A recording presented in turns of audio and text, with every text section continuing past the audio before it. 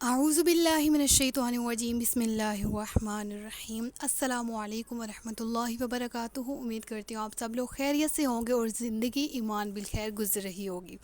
آپ سب کی فرمائش پر آج سے ایک سیشن کا آغاز کیا جا رہا ہے، قصص الانبیاء علیہ الصلاۃ والسلام، جس میں ہر ہفتے ایک لیکچر اپلوڈ کیا جائے گا اور اس کے ذریعے ہر نبی کی ذات، ہر نبی کی جو زندگی انہوں نے گزاری، ان سے جو ہمیں درس ہدایت ملے، اور الغرض ہر چیز جو جتنے بھی انبیاء، جتنے بھی رسول گزرے، ان کی ذات سے ریلیٹڈ تھی، وہ ہم سیکھیں گے اور ہم سمجھیں گے۔ آج سے جو باقاعدہ آغاز کیا جا رہا ہے وہ ہے حضرت آدم علیہ الصلاۃ والسلام کا۔ ان کا واقعہ ڈسکس کریں گے، اور میں کوشش کروں گی کہ میں حق بات آپ تک صحیح معنوں میں اور آسان الفاظ میں آپ کو سمجھا سکوں۔ تو چلتے ہیں سب سے پہلے حضرت آدم علیہ الصلاۃ والسلام کے تعارف پر۔ آپ کا جو لقب ہے وہ صفی اللہ بھی ہے، ٹھیک ہے؟ حضرت آدم علیہ الصلاۃ والسلام کا صفی کے لفظی معنی ہوتے ہیں خالص، برگزیدہ انسان اور مخلص ہونے کے، ٹھیک ہے؟ اور یہ حضرت آدم کا لقب ہے۔ ان کو پیدا کس طرح کیا گیا تھا اور کس طرح یہ جنت میں رہے، کس طرح جنت سے زمین پر اترے، اور کس طرح تمام انسانوں کی جو ہے وہ ابتدا کی گئی، اسی چیز کو ہم ڈسکس کریں گے انشاءاللہ۔ حضرت آدم علیہ الصلاۃ والسلام انسانوں میں پیدا کیے جانے والے، ظاہری طور پر بنائے جانے والے پہلے انسان، اور ان کو زمین پر اتارا گیا تاکہ انسانوں کی ابتدا زمین پر ہو، اور جس طرح سے یہ سلسلہ جڑنا تھا، کیا کہ کون جو ہے وہ اللہ کا فرما بردار ہوگا، کون نافرمانی کرے گا، سزا اور جزا کے سارے فیصلے ہونا تھے۔ اور اس کے لیے مخلوقات تو بہت تھی پہلے سے موجود، جنات بھی موجود تھے، انسان بھی موجود تھے، جنات بھی موجود تھے اور فرشتے بھی موجود تھے، الغرض پہلی کچھ مخلوقات موجود تھی۔ انسانوں کو موجود دنیا میں وجود جو ان کا کرنا تھا، اس کے لیے حضرت آدم کو پیدا کیا گیا۔ اب دیکھیں کہ حضرت آدم علیہ الصلاۃ والسلام کو جب اس دنیا میں لے کے آنا تھا اور پیدا کرنا تھا، تو سب سے پہلے ہمیں سورۃ البقرہ کی جو آیت ہے، اس میں ایک آیت ہے سورۃ البقرہ کی، اس میں ہمیں جو ہے وہ یہ ارشاد اللہ فرماتے ہیں کہ وَإِذْ قَالَ رَبُّكَ لِلْمَلَائِكَةِ إِنِّي جَاعِلٌ فِي الْأَرْضِ خَلِيفَةً، اور یاد کیجئے جب آپ کے رب نے فرشتوں سے فرمایا بے شک میں بنانے والا ہوں زمین میں اپنا نائب یا اپنا خلیفہ۔ اب سب سے پہلے جو چیز جو ہے وہ یہاں پر ڈسکس کی جائے گی کہ اللہ نے فرشتوں سے مشورہ کیوں کیا، اس کے پیچھے حکمت کیا تھی۔ سب سے پہلے یہ چیز جو ہے وہ ذہن نشین کر لے کہ بلا شبہ اللہ کو بالکل بھی محتاجی نہیں تھی کہ اپنے مشورے کو کیا جائے کہ میں درست کر رہا ہوں نعوذ باللہ یا نہیں وغیرہ، ایسی کوئی بات نہیں تھی۔ یعنی کہ معاذ اللہ نہ کہ فرشتوں سے اجازت طلب کی گئی تھی پروردگار کی طرف سے، اور نہ ہی فرشتوں سے کسی بھی قسم کی اس وجہ سے مشورہ لیا گیا کہ لا علمی تھی، نعوذ باللہ، ایسا بالکل نہیں تھا۔ مشورہ طلب اس وجہ سے کیا گیا تاکہ شان دی جائے، اہمیت دی جائے فرشتوں کو۔ دیکھیں، ہم اگر کوئی بھی کام کرنے لگتے ہیں تو ہم اپنی کسی بڑی بہن سے کہیں کہ میں یہ کرنا چاہ رہی ہوں تو تمہاری اس پہ کیا رائے ہے، وہ جو بھی کہے گی وہ ماننا یا ماننا دور کی بات ہے آپ کے لیے، لیکن اس کو کیا آنر فیل ہوگا کہ میری بہن نے یہ کام کرنے سے پہلے مجھ سے مشورہ مانگا، ٹھیک ہے نا؟ اسی طرح ہم کسی سے بھی کوئی بھی کسی بھی معاملے میں مشورہ کرتے ہیں تو اس کو بڑا آنر فیل ہوتا ہے کہ اس نے مجھے اس قابل سمجھا کہ مجھ سے مشورہ لیا جا رہا ہے، ٹھیک ہے؟ آپ مشورہ لیں، اور یہ اگلے بندے پہ ہوتا ہے کہ وہ کس قدر خوش ہوتا ہے کہ مجھے امپورٹنس دی گئی۔ تو بیسیکلی اللہ نے جب فرشتوں سے مشورہ کیا تو اس کے پیچھے بھی ریزن یہی تھی کہ فرشتوں کو آنر دینا تھا، فرشتوں کو ایک مرتبہ، ایک رتبہ دینا تھا کہ میں ایک نئی مخلوق کی اجازت کرنے جا رہا ہوں، ابتدا کرنے جا رہا ہوں، جس سے مجھے آپ سے مشورہ درکار ہے۔ اب دوسری بات یہ، اس سے انسان کو بھی آنر ملتا ہے کہ ایسی مخلوق تھی انسان کہ اس کی پیدائش سے پہلے فرشتوں کو مطلع کیا گیا، یعنی عالم نورانیت میں، عالم ملائکہ میں فرشتوں سے ڈسکس کیا گیا جب انسان کو بنانا تھا۔ یعنی اس ایک کام کے پیچھے دو حکمتیں ہمیں نظر آئی، ایک فرشتوں کو امپورٹنس دی گئی، آنر دیا گیا، اور دوسرا انسانوں کو آنر دیا گیا کہ ان کی پیدائش سے پہلے فرشتوں سے بات کی گئی۔ تیسری بات یہ کہ ہمیں اس سارے امر سے پتہ لگتا ہے کہ اللہ عز و جل رب ہونے کے باوجود ہمیں یہ طریقہ سکھا رہا ہے کہ اے بندو، جب آپ کوئی بھی کام کا ارادہ کریں تو مشورہ کر لیا کریں۔ اب مشورہ استخارے کی صورت میں بھی ہو سکتا ہے اللہ تعالیٰ سے، ٹھیک ہے، آپ نے کوئی بھی کام کرنا ہے آپ استخارہ کریں اور اللہ سے مشورہ طلب کریں کہ میں یہ کام کروں یا نہ کروں، خواہ وہ آپ کی پڑھائی سے ریلیٹڈ ہے، آپ کی جاب سے ریلیٹڈ ہے، آپ کے رشتے سے ریلیٹڈ ہے، کسی بھی کام میں آپ اللہ سے مشورہ کر سکتے ہیں، رسول اللہ صلی اللہ علیہ وآلہ وسلم سے مشورہ کر سکتے ہیں۔ اس کے علاوہ جو آپ کے ارد گرد آپ کے والدین ہیں، آپ کے بہن بھائی ہیں، آپ کے دوست ہیں، آپ کے استاد ہیں، آپ ان سے مشورہ لے سکتے ہیں، اور یہ چیز آپ کو اللہ سکھا رہا ہے۔ بہرحال آگے چلتے ہیں۔ جب حضرت آدم کو پیدا کیا گیا تو پھر فرشتوں سے مشورہ کیا کہ میں ایک خلیفہ بنانے والا ہوں زمین پر، اور اس خلیفہ بنانے کی ضرورت کیوں پیش آئی؟ ایسا نہیں تھا کہ اللہ پھر وہی بات کہ محتاج ہے، بس اس لیے کہ زمین پر ایک تبلیغ کا سلسلہ شروع ہونا تھا، پے در پہ جو ہے وہ رسول نازل ہونے تھے، پے در پہ اللہ کا پیغام پہنچانے والے لوگ زمین پہ نازل ہونے تھے، اس لیے کہا جاتا ہے کہ انسان زمین پر اللہ کا خلیفہ بنا کر بھیجا گیا ہے۔ یعنی آپ کوئی بھی علم اپنی حد پہ نہیں اس کو ختم کر سکتے کہ میں نے علم حاصل کر لیا تو کافی ہے، آپ نے اس کو تبلیغ بھی کرنا ہے اور ہر حال میں کرنا ہے، ٹھیک ہے، کیونکہ آپ بھیجے اس کام کے لیے گئے ہیں زمین پر۔ اور پھر آگے چلتے ہیں، انسانوں کو خلیفہ بنانے کا مقصد کیا تھا؟ اس کے پیچھے مقصد یہ تھا کہ اللہ کے احکامات مخلوق تک جو ہیں وہ پہنچائے جائیں، ٹھیک ہے، انسان کا ایمان مکمل ہو، اور وہ مکمل ایمان کے ساتھ، اور مکمل کب ہوگا؟ جب اللہ کے احکامات اور رسول اللہ صلی اللہ علیہ وآلہ وسلم کی تعلیمات کی پیروی کی جائے گی، اور سب محبتوں پر غالب محبت جو ہے وہ ہم نے رسول اللہ صلی اللہ علیہ وآلہ وسلم کی اور اللہ کی رکھنی ہے۔ جب ہم سب سے زیادہ محبت ان دونوں ذاتوں سے کریں گے تو ڈیفینیٹلی ہمارا مقام، ہمارا مرتبہ اس وقت بلند ہوگا اور ہمارا ایمان اس وقت کامل ہو جائے گا۔ تو خلیفہ بنانے کا مقصد کیا تھا؟ تاکہ مسلمانوں کو ایک دوسرے کی جو ہے وہ اصلاح کرنے کا موقع ملے اور ایک دوسرے کی تبلیغ کریں۔ ایک اور چیز جو ہے وہ یہ آپ لوگوں کو ذہن میں رکھنی چاہیے کہ آج مسلمانوں کی جو خستہ حالی ہے، آج مسلمانوں کی جو زبوں حالی ہے، جو بری حالت ہے، اس کے پیچھے بیسک ریزن ہی یہ ہے کہ ہم مسلمانوں کے دلوں پر اللہ اور رسول اللہ کی محبت کے علاوہ اس دنیا کی محبت غالب آ گئی۔ کوئی پیسے کے پیچھے بھاگ رہا ہے، کوئی جھوٹے کھوکھلے رشتوں کے پیچھے بھاگ رہا ہے، کوئی جھوٹی خوشیاں ڈھونڈنے کی کوشش کر رہا ہے، کوئی اللہ کے سوا ہر در پہ جانے کو تیار ہے۔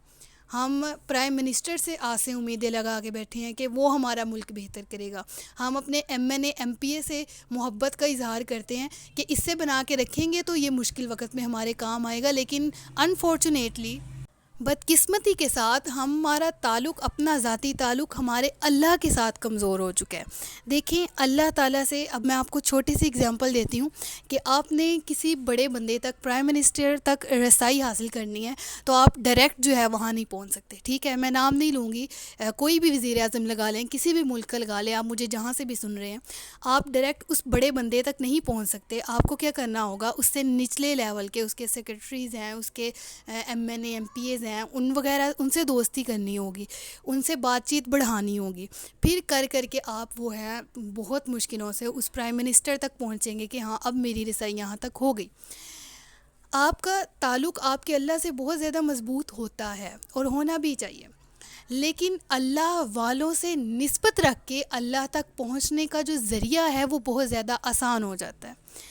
میں یہ کہہ سکتی ہوں کہ اگر آپ رسول اللہ صلی اللہ علیہ وآلہ وسلم سے نسبت جوڑ دیں، اگر آپ صحابہ کرام سے نسبت جوڑ دیں، اگر آپ اللہ کے ولیوں سے، اللہ کے تمام نبیوں سے نسبت جوڑ لیتے ہیں تو پھر آپ کا سلسلہ بہت زیادہ آسان ہو جاتا ہے کہ آپ اللہ تبارک و تعالیٰ کے قریب آئیں، کیونکہ اللہ والوں کی محبت دل میں رکھنے سے بھی اللہ مل جاتا ہے، اللہ اللہ کرنے سے اللہ نہیں ملتا، اللہ والوں میں بیٹھنے سے اللہ ملتا ہے۔ تو بیسیکلی جو خلیفہ اصلی معنوں میں ہیں، جو دین اسلام کے پیروکار اس وقت بھی دنیا میں موجود ہیں، ہمیں چاہیے کہ ہم ان کے ساتھ بیٹھیں، ان کے ساتھ ان کی صحبت میں رہیں، تاکہ ان سے کچھ سیکھنے کا موقع ملے جو ہمارے لیے بھی آخرت سنوارنے کا باعث بنے۔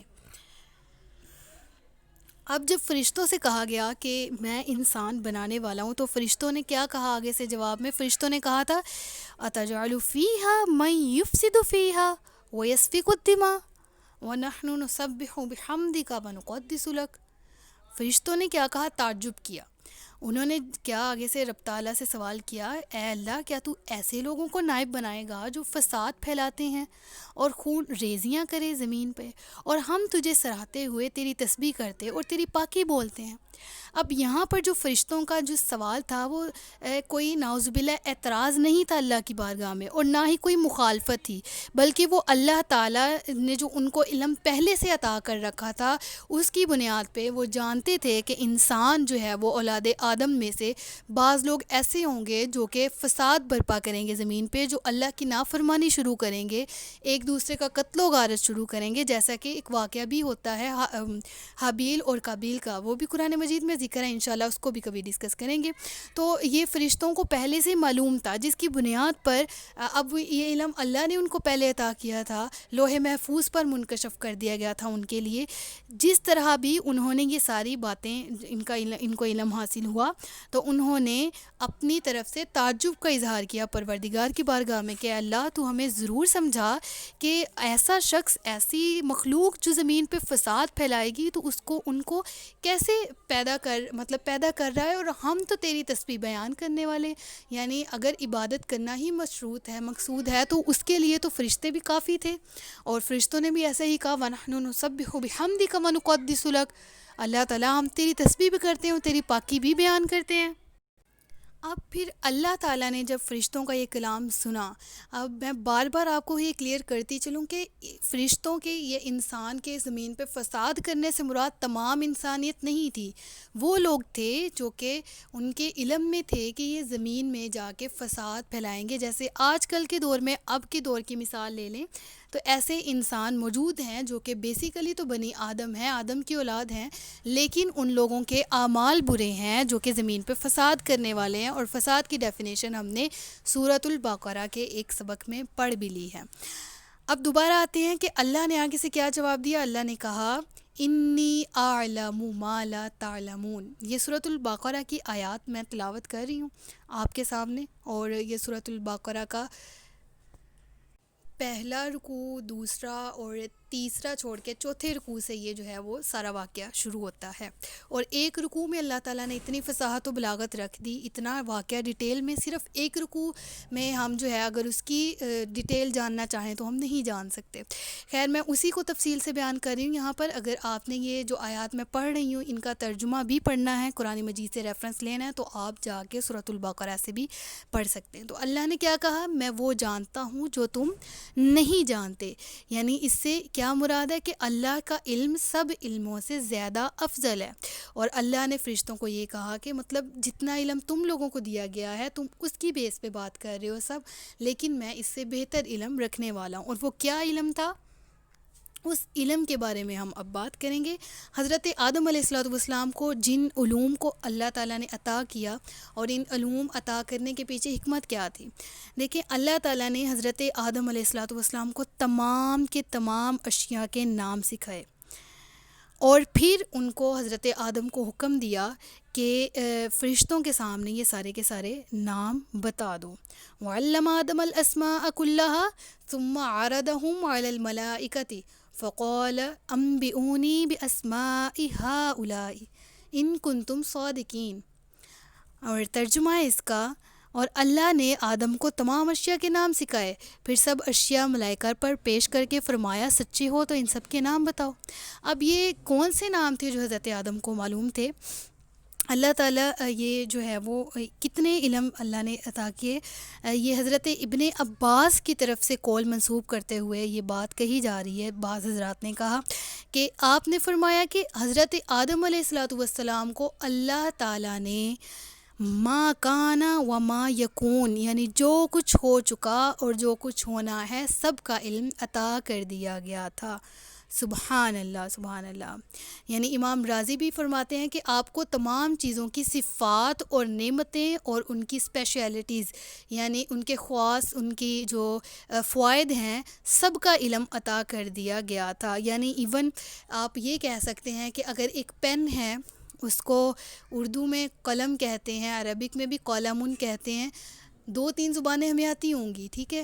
اس کے علاوہ جتنی بھی زبانیں قیامت تک پیدا ہونی ہیں، جتنی بھی زبانیں گزر چکی اب نہیں بولی جاتی، سب کی سب زبانوں کا علم جو ہے وہ ان کو عطا کر دیا گیا تھا. ایون ایک پیالہ تک، اور اس پیالے میں موجود پانی، اور کتنی زبانوں میں اس کو کہا جاتا ہے. ایچ اینڈ ایوری تھنگ، ایک ایک چیز اللہ نے حضرت آدم علیہ الصلاۃ والسلام کو سکھا دی تھی. سبحان اللہ. اور الغرض کیسا علم اللہ نے عطا کیا تھا، یعنی ہر چیز، تمام مخلوقات میں ایک ایک جنس آپ کو دکھا دی گئی. یعنی جیسے بتا دیا گیا کہ یہ گھوڑا ہے، اور دکھا کر بتایا اسے گھوڑا کہتے ہیں، ٹھیک ہے. پھر اونٹ ہے تو دکھا کر بتایا گیا کہ اسے اونٹ کہتے ہیں. اس طرح ایک ایک چیز بھی دکھائی اور اس کے نام بھی آپ کو بتا دیے. تو یہ آدم علیہ الصلاۃ والسلام کو خصوصیت حاصل تھی کہ آپ کو تمام چیزوں کے نام ہر زبان میں بتا دیے گئے، اور وہی زبانیں آپ کی اولاد جو ہیں ان پہ متفرق طور پر پائی بھی جاتی ہیں. یعنی یہ جو آج کل عبرانی، فارسی، انگلش، اردو، پنجابی، عربی، یہ ساری کی ساری زبانیں حضرت آدم کو پہلے ہی سکھا دی گئی تھیں، اور آج ان کی اولاد میں یہی زبانیں بولی جاتی ہیں. تو اللہ نے اور امام حضرت اعلیٰ حضرت نے کیا خوبصورت بات کہی یہاں پر. انہوں نے کہا سبحان اللہ کہ تمام جہان ایک جسم ہے، اور نبی کریم صلی اللہ علیہ وسلم اس کی روح. جسم کا قیام بغیر روح کے ممکن ہی نہیں ہے. بے شک یہ ہم آگے جا کے پڑھیں گے بھی کہ حضرت آدم علیہ الصلاۃ والسلام کے اس دنیا میں جب وہ آئے تو انہوں نے کس طرح نبی کریم صلی اللہ علیہ وسلم کو پہچانا. حالانکہ ابھی تک پوری کی پوری کائنات، ایون آپ کی اولاد بھی جو ہے وہ پیدا نہیں ہوئی تھی. تو یہ رشتہ، یہ تعلق انشاءاللہ ہم پڑھیں گے. بہرحال بے شک تمام جو جہان ہے وہ ایک جسم ہے، اور رسول اللہ صلی اللہ علیہ وسلم جان ہے اس جہان کی، جان ہے سب جہانوں کی، اور جان ہے تو جہان ہے. بے شک حضرت آدم علیہ الصلوۃ والسلام کی پیدائش کا بھی ذکر مختصراً کر لیتے ہیں. اور قرآن کے ذریعے ہمیں پتہ لگتا ہے کہ اللہ تعالیٰ نے حضرت آدم علیہ الصلوۃ والسلام کو مٹی سے پیدا کیا تھا. ارشاد ہوتا ہے قرآن مجید میں انا خلقناکم، ہم نے تمہیں پیدا کیا، ٹھیک ہے. یعنی اس سے مراد حضرت آدم علیہ الصلوۃ والسلام ہے. من تراب، مٹی سے. اللہ نے فرمایا بے شک ہم نے تمہارے اصل یعنی آدم کو مٹی سے پیدا کیا، ٹھیک ہے. مفہوم بتا رہی ہوں. اور یہ قرآن کی آیت نہیں تھی. اس طرح سے میں آیت ایک اور آپ کو ریفرنس دیتی ہوں. جیسے سورۃ الصافات میں آتا ہے انا خلقناہم من طین لازب، بے شک ہم نے انسان کو چپکتی ہوئی مٹی سے پیدا کیا، ٹھیک ہے. حضرت آدم علیہ الصلوۃ والسلام کی مٹی کیسے لی گئی تھی؟ حضرت آدم علیہ الصلوۃ والسلام جب پیدا کیا جانا تھا تو حضرت جبرائیل کو زمین پہ بھیجا اور کہا کہ مٹی لے کے آؤ. جب حضرت جبرائیل زمین پہ نازل ہوئے، اترے اور زمین کے پاس آئے اور مٹی لینے کی کوشش کی، تو زمین نے بڑی عاجزی اور انکساری سے کہا کہ میرے سے اگر مٹی لی جائے گی اور اس سے آدم بنائے جائیں گے، اور ان کی اولاد میں سے اگر کوئی سرکش اور نافرمان ہوا تو میرا کچھ حصہ تو آگ میں جلے گا، اور میں ایسا نہیں چاہتی. تو آپ اللہ کی بارگاہ میں عرض کر دیجئے کہ خدارا میرے سے نہ انسان بنایا جائے. مفہوم بتا رہی ہوں گفتگو کا. حضرت جبرائیل واپس چلے جاتے ہیں، حضرت اسرافیل آ جاتے ہیں. حضرت اسرافیل آتے ہیں تو زمین کی وہی گفتگو ہوتی ہے. آپ پھر چلے جاتے ہیں واپس تو اللہ حضرت میکائیل علیہ الصلوۃ والسلام کو بھیجتے ہیں. حضرت میکائیل علیہ الصلوۃ والسلام جب آتے ہیں تو مٹی پھر کہتی ہے عارضی کے ساتھ کہ اے میکائیل علیہ الصلوۃ والسلام، میں نہیں چاہتی کہ میرے سے کوئی ایسا انسان بنے جو جہنم کی آگ میں جلے، جس کی وجہ سے میرا کچھ حصہ بھی جلے. اور زمین کی یہ گفتگو سن کے وہ بھی واپس چلے جاتے ہیں. پھر حضرت عزرائیل علیہ الصلوۃ والسلام جب آتے ہیں اور آپ جب دیکھتے ہیں کہ زمین ایسے گریہ زاری کر رہی ہے عاجزی کے ساتھ، تو آپ کہتے ہیں تیری گریہ زاری بھی تیری جگہ پہ ٹھیک ہے، لیکن میں اللہ کے حکم کے آگے جو ہے وہ تیرا حکم نہیں چلنے دوں گا. اور مطلب وہ حکم تو نہیں کر رہی تھی، عاجزی تھی اس کی بھی، لیکن میں اللہ کے حکم کو مانتے ہوئے تجھ سے ضرور مٹی لے کے جاؤں گا۔ اور پھر جب حضرت اسرائیل نے اپنی ہاتھ مبارک سے، پر مبارک سے، جو بھی جس طرح بھی فرشتوں کا جو ہوتا ہے جسامت، اس سے جب آپ نے حضرت اسرائیل علیہ الصلوۃ والسلام نے مٹی پکڑنے کی کوشش کی زمین سے، تو پوری زمین کا روایت میں آتا ہے اوپر والا حصہ جو ہے تھوڑا تھوڑا مٹی کا، ہر قسم کی مٹی جو ہے وہ آپ کے ہاتھ مبارک میں آ گئی، ٹھیک ہے۔ اور یہ کس جگہ سے مٹی لی گئی تھی؟ جہاں پر آج خانہ کعبہ موجود ہے۔ تو بیسیکلی ہمیں یہ بھی پتہ چلا کہ خانہ کعبہ حضرت ابراہیم علیہ الصلوۃ والسلام نے رینیو کروایا تھا، اس سے پہلے بھی موجود تھا۔ حضرت آدم کی پیدائش سے پہلے جب ان کو پیدا کرتے وقت مٹی لینی تھی، تو جہاں بنیادی طور پر آپ نے دست اپنا رکھا تھا کہ آپ وہاں سے مٹی لیں، تو اس جگہ پر نشان پڑ گیا تھا، اور وہیں پر آج خانہ کعبہ ہے۔ اور کہا جاتا ہے کہ اس مٹی میں ہر قسم کے ذرات شامل تھے، سرخ رنگ، سفید رنگ، سیاہ رنگ، اور ان کے درمیانی کچھ رنگ جو ہیں وہ سارے کے سارے جو ہیں وہ زمین سے لیے گئے تھے، اور ان سب کو شامل کیا گیا۔ تو جتنے قسم کے رنگوں والی اور جس قسم کی خصوصیت والی مٹی ان کے ہاتھ میں آئی تھی، بنی آدم میں اس قسم کی خصوصیات ہی پائی جاتی ہیں، کوئی نرم دل ہے، کوئی سخت دل ہے، کوئی نیک ہے، کوئی برا ہے، وغیرہ وغیرہ۔ تو یہ بعض حضرات نے ایسے بھی روایات بیان کی ہیں کہ آپ کو 60 قسم کے رنگ جو ہیں وہ مٹی میں شامل تھے، اور آپ کی اولاد میں بھی یہ پائے جاتے ہیں۔ اور جس طرح اس گفتگو کو جس قدر طول دیا جائے اتنی ہی یہ بڑھتی جائے گی،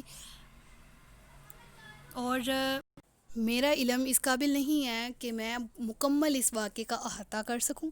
تو پھر چلتے ہیں، جب حضرت آدم کی مٹی کو جو ہے وہ گھوندا گیا، تو پھر اس میں جو ہے وہ اس کو 40 دن تک سٹے رکھا گیا۔ اللہ چاہتا تو جلدی سے بنا دیتا، لیکن مقصود یہ تھا کہ لوگوں کو سکھایا جائے کہ ہر کام میں جلدی نہیں کی جاتی، اور وہ رب ہونے کے باوجود اگر اس طرح کام کر رہا ہے کہ زمین و آسمان کو 6 دن کے ڈیوریشن میں بنا رہا ہے، اور حضرت آدم کو 40 دن تک ایسے ہی رہنے دیا جاتا ہے، تو ہر کام جو ہے وہ جلدی ہر کام میں اچھی نہیں ہوتی ہے، ٹھیک ہے۔ بے شک وہ ذات کر سکتی تھی، لیکن ہمیں سکھایا گیا اس واقعے سے۔ پھر حضرت آدم کی جب وہ مٹی تھی اس کو گھوندا گیا جس پانی سے، جو ہے ان کو کہاں رکھا گیا تھا؟ صفا اور مروہ پہاڑیوں کے درمیان، جہاں پر آج خانہ کعبہ موجود ہے، وہاں پر موجود تھی، اور پھر اس سے مختلف پانیوں سے اس مٹی کا گارا بنایا گیا، اور 40 روز تک اس میں بارش ہوئی۔ اور کہا جاتا ہے کہ انسان کی زندگی میں خوشی کم اور دکھ زیادہ اس وجہ سے بھی ہیں کہ جو وہ بارش کی گئی تھی، تو وہ غم اور رنج کا پانی ایک طرح کا زیادہ تھا، اور خوشی جو ہے وہ کم تھی، یعنی 39 دن جو ہے وہ رنج و غم کا سامنا کرنا پڑا، اور ایک دن بس خوشی ہوئی۔ اس وجہ سے جو ہے وہ آج اولاد آدم میں بھی جو ہے وہ خوشی بہت کم اور غم زیادہ ہوتے ہیں۔ اور دوسری بات یہ کہ جب وہ مٹی کو خشک کرنا تھا، تو مختلف قسم کی ہوائیں اس پہ سے گزاری گئی، اور وہ پھر مٹی جو ہے وہ کھٹکنے والی بن گئی۔ اور پھر حضرت آدم کا جب جسم مبارک جو ہے وہ رکھ دیا گیا، تیار ہو گیا، تو بہت سے فرشتے جو ہیں وہ فرشتے بھی دیکھ کر حیران ہوتے تھے کہ یہ کس قسم کی مخلوق ہے، اور شیطان بھی اس وقت تک مردود نہیں ہوا تھا، وہ بھی آیا تو اس نے بھی کہا کہ یہ کس قسم کی مخلوق جو ہے وہ بنا دی گئی ہے، اور جو ہم نے آج سے پہلے نہیں دیکھی تھی۔ تو اس کے بعد کیا ہوا کہ چھینکنے اور ملاقات کرنے کی سنتیں اور آداب ہمیں حضرت آدم سے پتہ لگتی ہیں، کہ جب آپ کی روح مبارک آپ کے جسم مبارک کے درمیان تھی، اللہ نے جب حکم دیا روح کو کہ چلی جاؤ اس زمین میں، تو جب وہ آپ کے سر کے قریب آئی، تو آپ کو ابھی مکمل طور پہ وہ آپ کے جو ہے وہ داخل نہیں ہوئی تھی جسم میں، تو آپ نے اٹھنا چاہا، تو لیکن آپ جو ہے وہ نہیں اٹھ پائے، تو اللہ تعالیٰ نے اس موقع پہ بھی ارشاد فرمایا تھا، خلق الانسان من عجل، انسان جلد باز پیدا کیا گیا۔ اور پھر جب حضرت آدم کے جب وہاں ناک کے قریب پہنچی روح، تو آپ کو چھینک آئی، تو جس پہ آپ نے الحمدللہ بولا، اور پھر اللہ تعالیٰ نے جواب میں یرحمک اللہ کہا۔ تو ہمیں معلوم ہوا کہ جب کوئی چھینکتا ہے تو چھینکنے والا الحمدللہ کہے، اور جو چھینک سنے اور وہ پھر اس کو جواب میں یرحمک اللہ کہہ دے۔ اور پھر حضرت آدم جب پیدا کر دیے گئے، روح تمام جسم میں پھیل گئی، تو آپ کو حکم دیا گیا کہ فرشتوں کو سلام کرو، تو آپ نے کہا السلام علیکم۔ اور آپ نے کیسے کہا؟ کیونکہ آپ کو پہلے سے علوم عطا کر دیے گئے تھے کہ اس السلام علیکم جو ہے اس کا مطلب کیا ہے اور یہ کیوں بولتے ہیں۔ تو پھر سب فرشتوں نے جواب دیا تھا وعلیکم السلام۔ تو اللہ نے فرمایا یہی آپ کے لیے اور آپ کی اولاد کے لیے سلام کا طریقہ ہوگا۔ تو آپ نے عرض کی کہ میری اولاد کون سی ہوگی؟ تو اللہ تعالیٰ نے تمام اولاد کو آپ کے سامنے ظاہر بھی کر دیا، اور جس عہد الست کو ہم پڑھ چکے ہیں سورۃ البقرہ میں، اسی عہد الست کی بات کی گئی۔ آپ کی پیدائش جو ہے وہ جمعۃ المبارک کے دن ہوئی تھی۔ سبحان اللہ، اللہ تعالیٰ نے آپ کو جمعۃ المبارک کے دن پیدا کیا تھا، اور آپ کا قد مبارک جو ہے وہ 90 فٹ تھا، آپ اس قدر بلند تھے۔ آج کے سیشن کا یہیں پر کرتے ہیں آج کے ایپیسوڈ کا اختتام۔ اور حضرت آدم جب پیدا کر دیے گئے تو سجدہ کرنے کا حکم کب دیا گیا اور سجدہ کرنے سے انکار کب کیا گیا، اس کو انشاءاللہ ڈیٹیل میں اگلی ویڈیو میں پڑھیں گے، اگلی ویڈیو میں سیکھیں گے۔ اب تک کے لیے اتنا ہی، اور میرے ساتھ مجھے دعاؤں میں یاد رکھیے گا اور کنیکٹڈ رہیے گا۔ انشاءاللہ باقی کا ہاف بھی میں جلد اپلوڈ کروں گی۔ مجھے دعاؤں میں یاد رکھیے گا، اپنا خیال رکھیے گا، اپنے سے زیادہ دوسروں کا۔ تاجدار ختم نبوت زندہ باد، پاکستان ہمیشہ زندہ باد۔ السلام علیکم ورحمۃ اللہ وبرکاتہ۔